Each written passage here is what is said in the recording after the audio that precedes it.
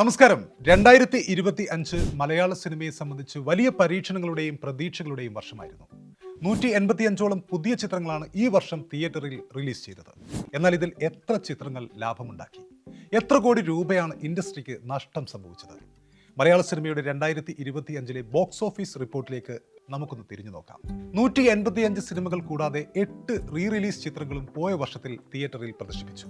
പുതിയ ചിത്രങ്ങളുടെ മുതൽ മുടക്ക് 860 കോടി രൂപയോളം വരും.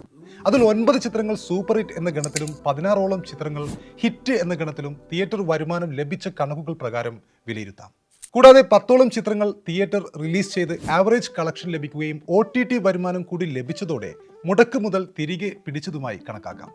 അങ്ങനെ നോക്കുമ്പോൾ 150ഓളം ചിത്രങ്ങൾ തിയേറ്ററിൽ പരാജയപ്പെട്ടതായി വിലയിരുത്താം. മുടക്ക് മുതൽ തിരികെ ലഭിച്ചതും ലാഭം ലഭിച്ചതുമായ ചിത്രങ്ങൾ ഒഴിച്ചു നിർത്തിയാൽ മലയാള ചലച്ചിത്ര വ്യവസായത്തിന് 530 കോടി രൂപ നഷ്ടം സംഭവിച്ച വർഷമായിരുന്നു 2025.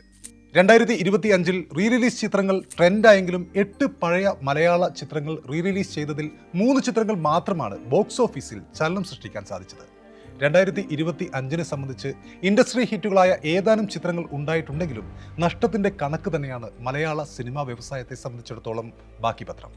വ്യത്യസ്തമായ പ്രമേയങ്ങളാണ് പ്രേക്ഷകർക്ക് സ്വീകാര്യം എന്നത് പല ചിത്രങ്ങളുടെയും വിജയം സൂചിപ്പിക്കുന്നുണ്ട്. 2026 സംബന്ധിച്ചിടത്തോളം ഒരുപിടി മികച്ച ചിത്രങ്ങൾ അണിയറയിൽ ഒരുങ്ങുന്നു എന്നതാണ് സിനിമയെ സംബന്ധിച്ചുള്ള വലിയ പ്രതീക്ഷ. മാത്രമല്ല, ലോക സിനിമയിൽ തന്നെ അവതരണത്തിലും പ്രമേയങ്ങളിലും ശ്രദ്ധ നേടി മുന്നേറുന്ന മലയാള സിനിമയ്ക്ക് മികച്ച ഭാവി തന്നെ ഉണ്ടാകുമെന്ന് പ്രത്യാശിക്കാം.